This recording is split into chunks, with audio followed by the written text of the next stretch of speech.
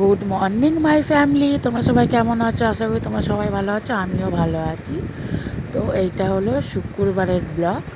তো আমি আবার একটা নতুন ব্লগ নিয়ে চলে এসেছি। আর সবাইকে জানিয়ে দিই সরস্বতী পুজোর অনেক অনেক শুভেচ্ছা, সব বাচ্চাদের বিশেষ করে জানাচ্ছি। তো তোমরা কে কে পুজোতে কোথায় কোথায় যাচ্ছ বা কে কে ঘরে পুজো করছো আমাকে অবশ্যই কমেন্ট করে জানিও। আমাদেরও এখানে পুজো হবে, আমরাও করছি, তাই তোমাদের সাথে সবটা আমরা শেয়ার করব আমি। তো সবাই ভালো থেকো, অনেক পুজো ভালো করে এনজয় করো, আমিও এনজয় করব। তো সবটাই তোমাদের সাথে তুলে ধরবো, শেয়ার করব। তো এখন কিন্তু ঘুম থেকে উঠে ছেলে কিন্তু পড়তে চলে গেছে, আর তোমাদের দাদাভাই একটু মিলে যাবে।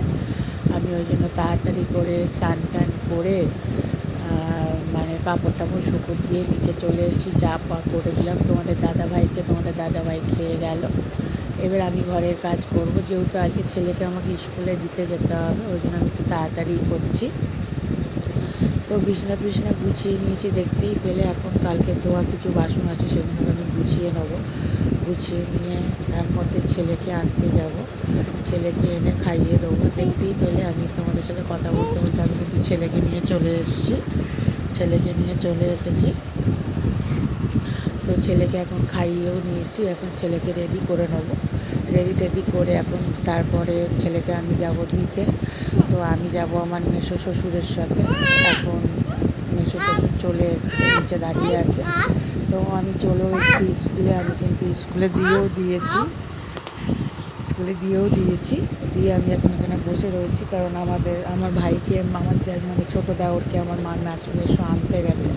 ওই জন্য আমি আমাদের স্কুলের পাশে একটা লজ আছে, ওই লজের ওখানটাতে আমি বসে রয়েছি, মেয়ে পেছনে খেলা করছে। তো একবার ছেলেকে দিয়ে আমি কিন্তু স্কুলে চলে এসেছি। এখন প্রায় ঘড়িতে 11:15 বাজে, আমার মানে রান্না হয়নি, রান্না করব। তো তাড়াতাড়ি করছি, আজকে করব ডিমের অমলেট করে তরকারি করব। আমার তো বিশেষ খুব ভালো লাগে।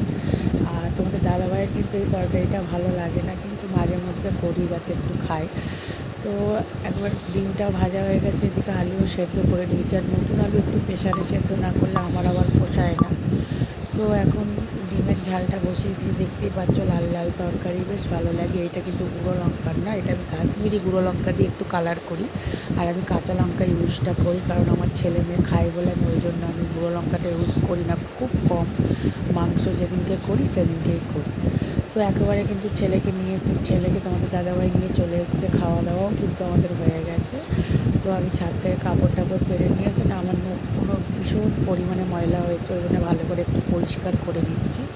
পরিষ্কার করে নিয়ে একটু মানে করবো, নেল পলিশ পরবো। আর আজকে আমরা ঠাকুর আনতে যাব, ঠাকুরের সমস্ত বাজার টাজার করতে যাব আমি। ওই জন্য তাড়াতাড়ি করছি। আর আমাদের নিচে দোকান ঘরেই পুজোটা হয়, ওই জন্য আজকে আর ঘুমাবো না, ওই জন্য তাড়াতাড়ি করে দোকান ঘরটা পরিষ্কার করবো বলে ঘুমাইনি।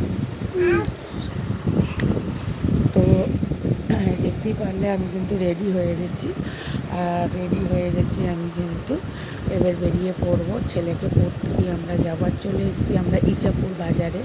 তো কে ইচাপুর থেকে আমার ব্লগটা দেখছো অবশ্যই আমাকে কমেন্ট করে জানিও।